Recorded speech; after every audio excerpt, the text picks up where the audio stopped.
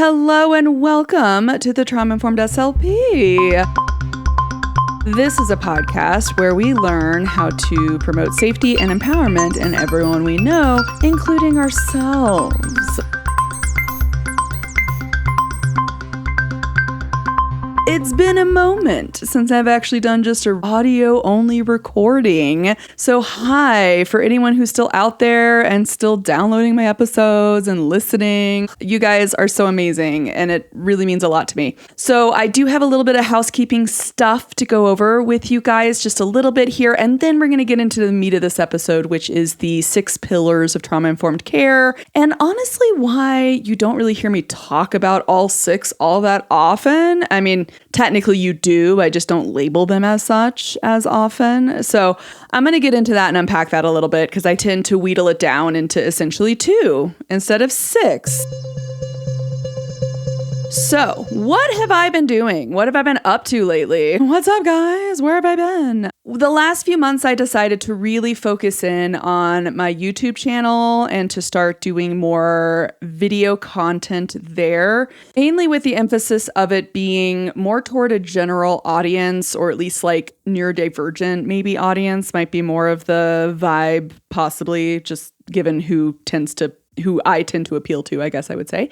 But my vision for this is, on YouTube, there's a lot of mental health practitioners out there that do like commentary and also educational videos for their followers. And I was like, I might do more of that from a trauma-informed perspective, but like focusing more on the communication side. And the reason I've really been focusing on this right now is because I started a series on there called what did I call the playlist? Basically, it's a series for late diagnosed neurodivergence because I keep seeing online there's, not a whole lot of good information for late diagnosed neurodivergence. And I have my own little Venn diagram kind of model of how I think of neurodivergent affirming care. It's on my website I put it all under the education tab now. It's under free resources. You could totally go and download that Venn diagram, which essentially looks at, the self-awareness and self-acceptance that neurodivergents really need, at least if we're looking at increasing resiliency. And then also the awareness of social things and acceptance of the society we live in, essentially.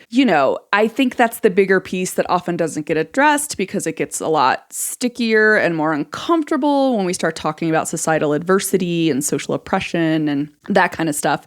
That always gets sticky and hard and it's tough to hear about. But I do think that's a really important piece, especially for, at least for myself as in the United States, if you're raised in like the white middle to upper class box in the United States, we don't really learn much about what it means to be marginalized in society. And especially for late diagnosed neurodivergent, I mean, as soon as you, realize that your brain is different, and that's why life has been more of a struggle, you've just walked into essentially what it feels like to begin realizing essentially that you've probably faced some marginalization, some oppression, some discrimination, bias, stigma, that kind of stuff. So I'm going to be filming and wrapping up the self side of the Venn diagram. I've already done, a video on like what regulation is and just, informal sensory profiles in terms of thinking of likes and dislikes and how we manage our energy throughout our day, how to kind of conceptualize how we manage our energy. Just today, I put out one on executive functions / executive skills, so cognitive functions for us all.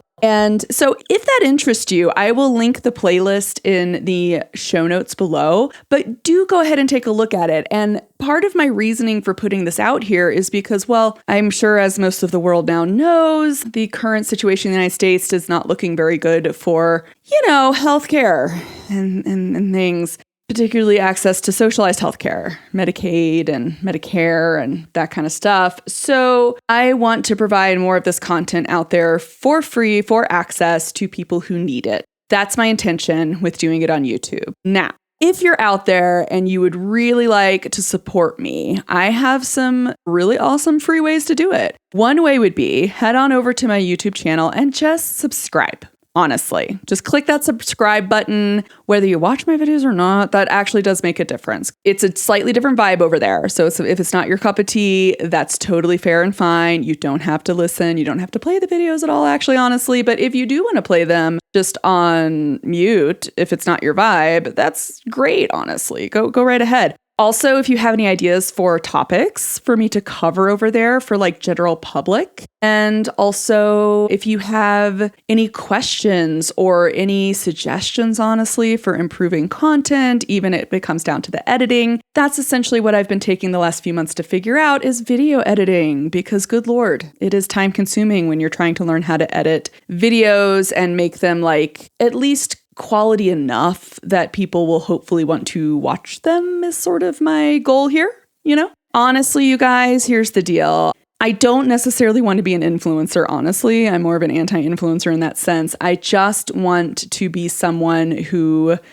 hopefully is putting out good quality educational content and also bringing up discussions that are hard. Just ripping the Band-Aid off and talking about stuff that's hard to talk about. That's been my vibe my whole life. So I figure why not do it out here on the internet for the whole world to access, I guess. And so I don't really have a whole lot of interest in like, as an SLP, I know fellow SLPs out there, fellow speech pathologists, speech therapists out there. You probably know there's lots of us influencers out there. I'm not that great at Instagram. I'm probably not going to be that big on Instagram. Okay. I'm not that great at it. And I don't want to make like constant infographics. And I don't want to have people like come to a free training where I just like want to sell you materials. And so you don't really learn anything, you know, right? It's like all just an advertisement for the materials. So you'll buy them. That's not really my vibe. Honestly, it's not my vibe, and it would take so much effort for me to do that because it's not my vibe. It's not my thing. I have no interest in that. And why force myself into some little influencer box that I just don't fit? So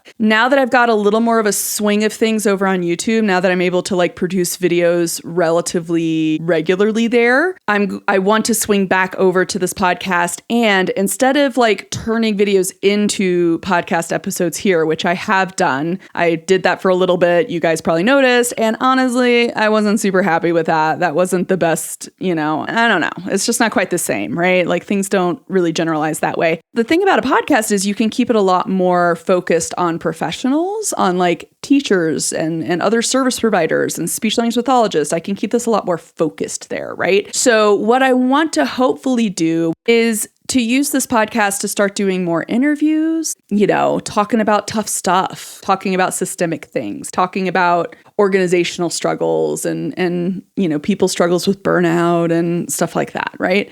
Getting a little more into the nitty-gritty with some of that.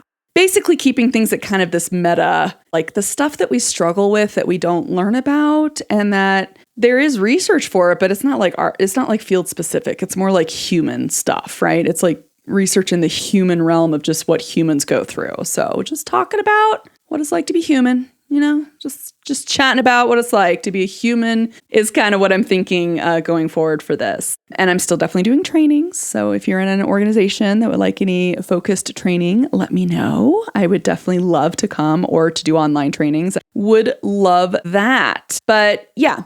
That's my plan going forward. And I know it's been a little bit since I've come on here and really just talked to you guys. So I just wanted to give you that update. Oh, also, feel free to go ahead and check out my website under the education content. I'd have a few free handouts, and one of them is like the first little part of what I'm going to be talking about here. But then I'm also going to go a little deeper into a second handout I've been working on. So you can also let me know if you want that handout. That'd be great. You could send me an email, whatever, be like, hey, yeah, second handout. That would be amazing. Just on the pillars of trauma-informed care. So let's go ahead and get into that. If you've been to any Trauma-Informed 101 or intro to trauma-informed care or using trauma-informed care with this population or that population with like swallow or pediatric or autistics or whoever, okay? Any place you've gone to a training on that, you've probably heard people bring up these 6, well, they might say 5, but 5 or 6 core principles of trauma-informed care. Technically, there are 6, but in the really big Tip 57 one, I don't think the 6th one, the cultural, historical, and gender issues, was officially a principle there. I think they made it a principle a little later, or maybe it was in the 2014, but not in the 2012. I can't quite recall right now. I probably should have looked that up. But anyway, effectively, like the people who came up with trauma-informed care as a model, as a paradigm, they had 5 core principles for a while, and then they added on the 6th one because, I mean, to be fair, they kind of felt like it went without saying that, yes, you do need to know about like social oppression and stuff and gender issues and cultural and historical issues among certain groups, because like if you don't know that stuff, you're at a very high risk of unintentionally traumatizing or re-traumatizing people you are trying to help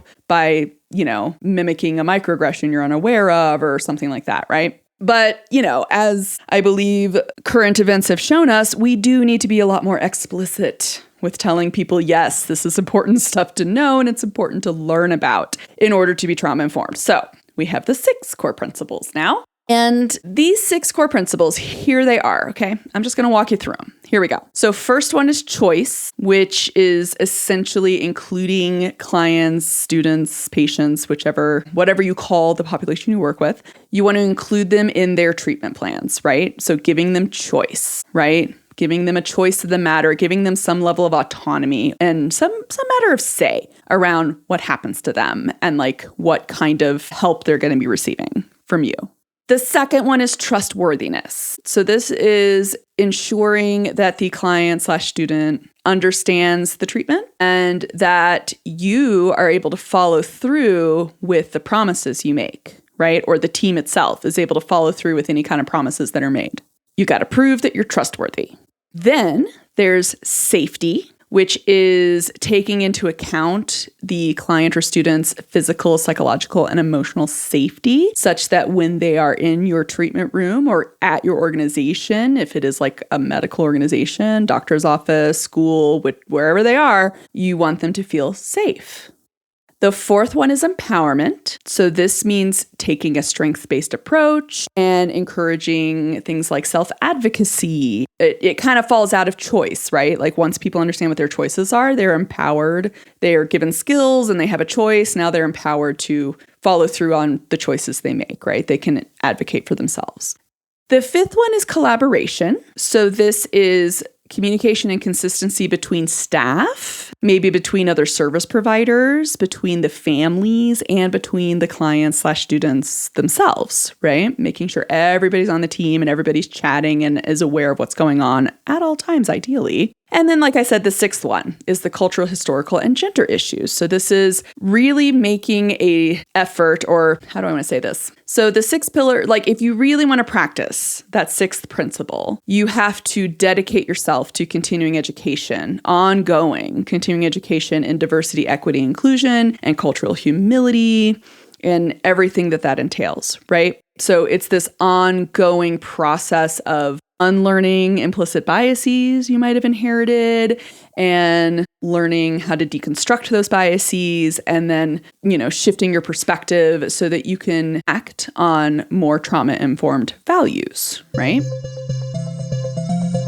Now, here's the thing about this. I don't know about you, but listen, if I'm actually at a job, right? If I'm working in a school, if I'm working with students, if I'm working with clients, whether I'm at a private practice or not, I already have a lot of stuff going on in my head during any kind of therapy session or like meeting, like any sort of treatment meeting or anything like that, like individualized education plans here in the United States, IEP meetings for special education and things like that, right? Like I got a lot I'm focusing on, right? Like I have my theoretical knowledge from like graduate school and from ongoing study. I have my evidence base from that theoretical knowledge. I have my own like past history with people that's also part of as evidence base. I'm sitting there thinking about like, what kind of feedback do I need to give? What's the timing on this feedback? How many prompts have I given, right? Like I'm keeping track of my data and like counting out my little expectant delay time for processing needs or for responding on that AAC system, right? So yeah, there's like there's a lot going on there, right? And then, of course, on top of that, if you're in a school, you can be interrupted at any time with anybody knocking on your door to be like, I just wanted to let you know, blah, blah, blah, real quick, right? So you have this little shifting attention thing going on. Like, so many things could be going on, right? Because I have so much going on in my head, 6 different principles. Do I keep those in my head 100% of the time at all times? No, I do not. I've got enough. My working memory is full. I'm good. I've got enough going on in there. Okay. My little mental capacity is done. So what I have done, and the reason my whole little business motto is promoting safety and empowerment for all, is I've essentially compressed these 6 principles down to what I personally feel are the 2 most critical ones, the ones that I feel like, at least for my type of work, for service provider, for teacher type work, these are the 2 I think that the other principles kind of fall out of. Does that make sense? Or make up essentially these 2 core ones, which is safety and empowerment. Really quickly, I just wanted to go on this caveat, though, really quickly, that if you're not someone who spends a lot of time in this power differential, sitting with a client or students or patients and talking to them or educating them, you're not spending this extended period of time with them, say maybe you are more administrative staff, maybe you do more of the scheduling. Maybe safety and empowerment aren't the 2 core principles for those type of positions, right? Trauma-informed care was developed for everybody. It was developed for organizations, ideally. It was developed for anyone who works at a trauma-informed organization to be trained in this area so that there could be consistency and trustworthiness and collaboration across everywhere the people go in that practice, right? With that said, depending on the role you're playing, right? If you're more of administrative role, if you're front desk, staff, wherever you're working, maybe instead of empowerment, safety is still very important. I think safety is the pillar upon which it's all built, quite frankly. I feel like that's the one. If you're going to focus on one, it's going to be safety, in my opinion. But maybe empowerment isn't the second most important one if you're not working on communication skills. If you have a different focus there, right? Maybe then your second one would be the collaboration. Maybe it would be the trustworthiness, right? Maybe it would be the choice part, depending on where you are on that staff, what kind of job you're bringing to the forefront. So just wanted to say that. I say safety and empowerment for honestly, I think service professions where we do a lot of interaction with clients or patients or students, if we're the ones who are mainly doing a lot of the educating, right? We're educating them on it. We're providing strategies and skills and doing that kind of stuff. And there's a little bit of that a power differential because we're still the professional they're coming to for the service, right? So essentially, if you're the kind of person who feels this, if you feel the weight of the responsibility of having this person under your care, then yeah, I think safety and empowerment are probably the 2 really big ones to focus on. What I'm going to focus the most on right now is safety, because this really is the pillar, okay? Safety is the biggest one in terms of being trauma-informed. I think this is the foundation. This is really the cornerstone, in my opinion. Here's the deal. The 6th one, the cultural, historical, and gender issues, that one folds into all of them. That stuff is so critical to learn about and to understand that that's not skippable. That's just, yeah. If you don't know about that stuff, you can't have safety. Therefore, you can't have the big cornerstone, the big foundation. Therefore, the whole thing crumbles. Yeah, that gets unfolded in that. When it comes to trustworthiness and collaboration, right? The trustworthiness of following through with your promises, the collaboration, the consistency across people in the organization. Those 2 things I feel are also very critical for safety, right? 100% critical. I mean, if you think about it, if you're around someone you don't really trust, do you really feel safe with them, right? Is that someone you would spend a lot of time around? Or is that just kind of okay, I guess I'll just smile and nod and kind of get through my interaction here and just move on? And same thing with consistency in terms of collaboration across staff. At the high school I worked at, for example, there were plenty of staff there where students didn't feel safe with those staff because maybe they weren't as trustworthy and they didn't really vibe with the culture of some of the other, teachers and service providers. And so they flocked to those of us who they did feel safe with, right? Now, for choice, for autonomy, essentially, for feeling like clients or yourself as a patient, if you think of yourself as a patient, because we all are at some point in our lives, if you feel like you don't really have a choice, if you feel like they don't really care about your input, you don't really feel empowered to tell them anything, right? It's why am I going to bother? Empowerment also involves collaboration in the sense of making sure that the student or patient or client has the information they need, right? In order to make those choices. You have to make sure you're giving them all the options, all the right information, right? So that also goes under empowerment. And like I said, that sixth principle, the DEI principle, essentially, that really is more of a core foundation of being trauma-informed, period. You really cannot develop any of those 5 principles without cultural humility and some kind of active commitment to justice and equity and understanding diversity and inclusion and all of that. Our approaches, our values, our beliefs, our behaviors, they have to be consistent with that. Yeah? This is because it's really a fact that a lot of marginalized people have to go through their day navigating unsafe environments and unsafe people. Right? They have to navigate explicit stigma and discrimination, but they also have to navigate all the implicit stuff, right? All the little snide remarks and the stares and being followed in stores or whatever it may be. They have to navigate that stuff. That stuff becomes just a part of any marginalized person's day. That's kind of at the core of being marginalized, is having to deal with this constant feeling of being under a microscope, being watched, being unsafe out in society in general. If we don't start to cultivate a habit of continuing to educate ourselves on, adversity that certain groups face and deconstructing that inherited biases, particularly the implicit ones, the ones we're not that consciously aware of, because that's the water we're swimming in, right? It's this like constant hierarchical, who's better than the other person kind of society, especially in the United States, right? So we have to deconstruct that stuff, or else we really can't really call ourselves trauma-informed, because we're likely going to be unintentionally creating that systemic trauma or the re-traumatization for the very people that we're really trying to help, right? And the thing about unlearning these implicit biases is that it really has to be a consistent habit. We all have blind spots.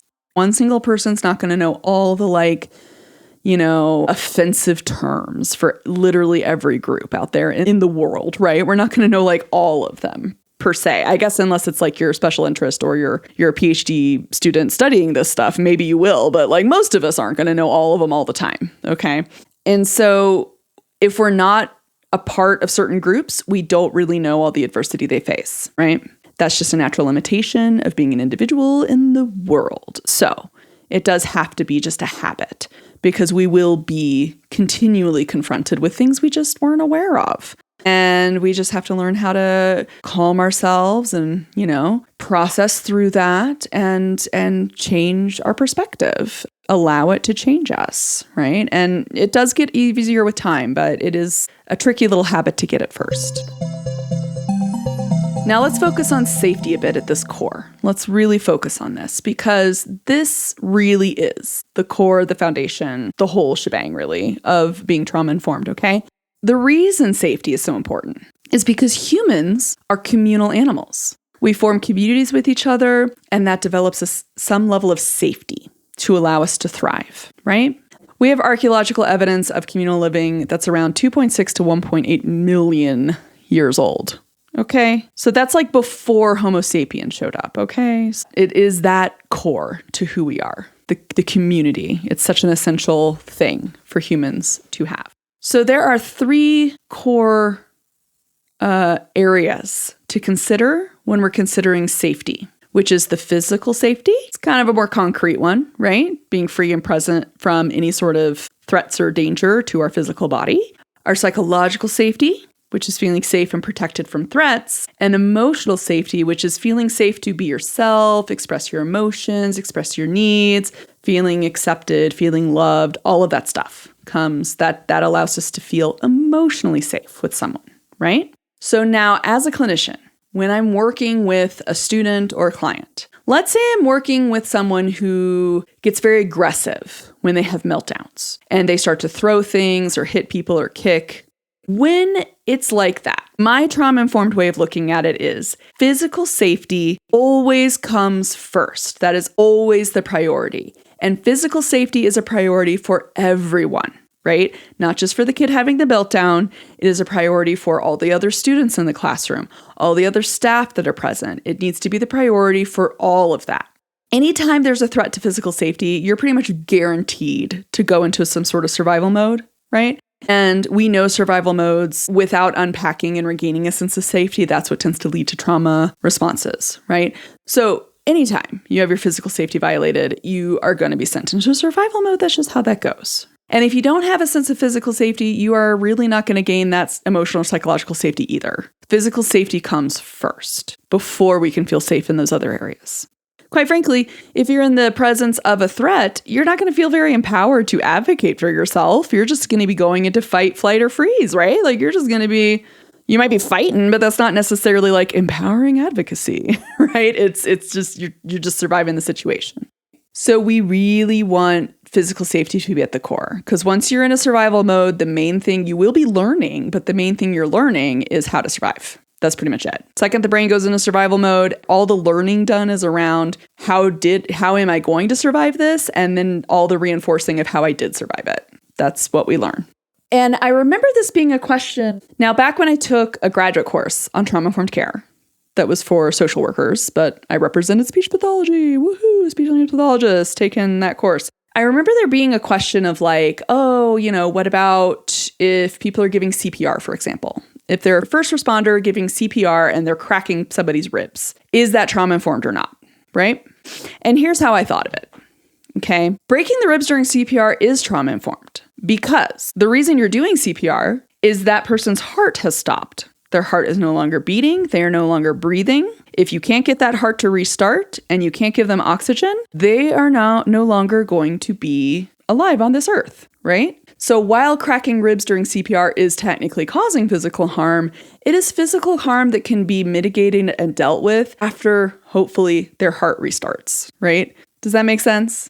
And same thing with like emergency room. What if somebody's unconscious and they get pulled into the emergency room and they get rushed to emergency surgery? They didn't have a chance to advocate or have a choice in the matter. Nobody woke them up or waited for them to become conscious in order to do that surgery. Well, it was a threat to their physical safety, right? It was a threat to their life. So doing that emergency surgery to maintain their life, yes, that is physical safety at its very core, right? So that's why physical safety in my mind, that is so important. It's critical for survival. This is also another thing about hygiene as well. When it comes to like changing diapers or ensuring someone, maybe an autistic out there who really doesn't like, wiping or getting a bath or a shower. Maybe they really hate it. But look, hygiene is really important. If you've ever worked in a hospital, skin integrity and hygiene are very critical because the chance of infection is really high if you aren't cleaning certain areas of our body. Chance of infection, chance of open sores, this stuff all just can really spiral into a really bad medical situations. Really, that is physical safety. Hygiene is physical safety, right? Making sure somebody can eat safely is physical safety. So that's why physical safety, first thing I think of as a clinician. Make sure everybody feels physically safe, right? In any space I'm treating, and if there's a meltdown happening, we have to ensure the physical safety of others. We have to have a plan in place. We have to figure out a way to make sure everybody stays safe as possible in that situation. Now, when we get to psychological and emotional safety, why are those big deals? Especially as kids, right? How often as kids do we not feel very safe to just say whatever we want or to feel however we feel?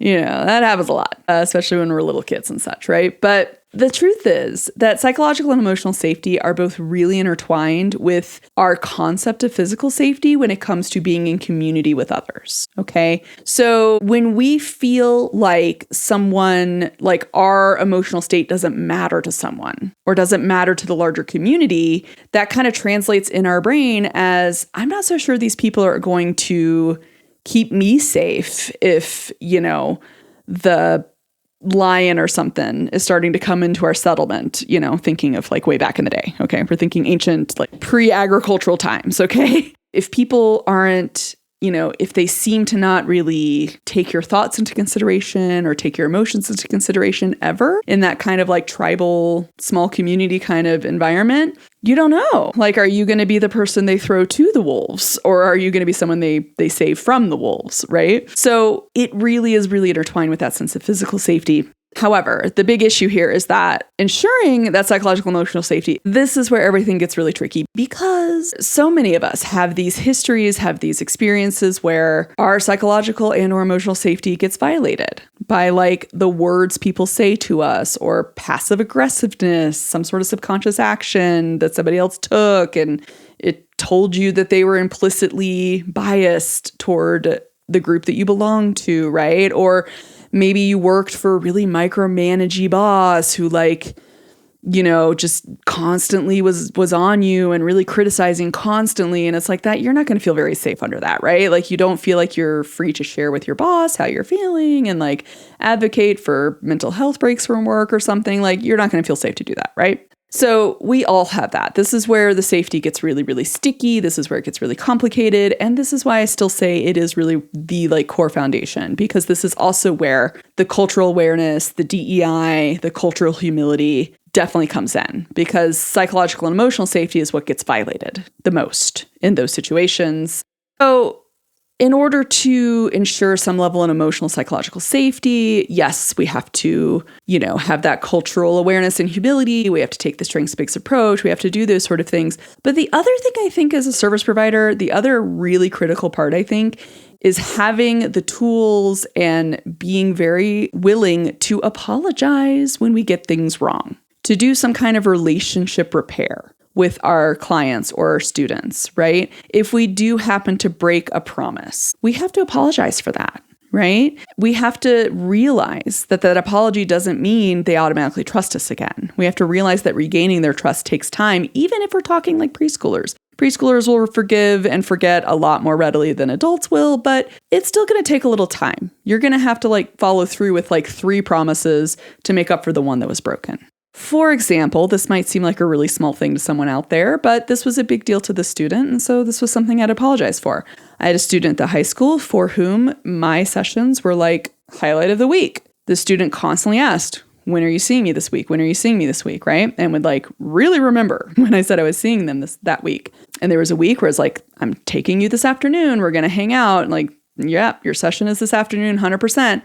And then a tornado warning happened. So I was stuck in a completely opposite side of the building for the tornado warning. And by the time the warning was over, I had 10 minutes left in the day. So no time to see that student. So on my to-do list before I left at the end of the day, at the top of my to-do list for the very next morning, I said, find, the student, find so-and-so, and apologize for not being able to see them yesterday because of the tornado warning, and rearrange my schedule so that I could see them that day to make up for that broken promise. And everyone might see that as a small thing, but that was a big deal to this student, because this student had a long history of having their safety violated by adults. So it was actually a very important thing for me to apologize for breaking that promise. That was a big piece of trust. And it was a really critical part of maintaining that student feeling psychologically and emotionally safe with me.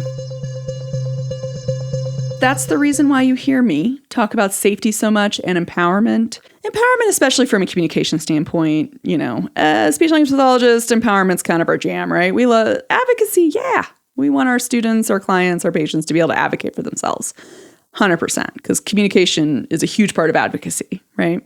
So like I said, maybe empowerment's not the top pillar for what you happen to do, perhaps. But, for all of us, I think, focusing on that physical, emotional, and psychological safety is really enough to really propel our trauma-informed practice a lot more forward, to go deeper with our practice of being trauma-informed and to help us, continue along our journey toward that.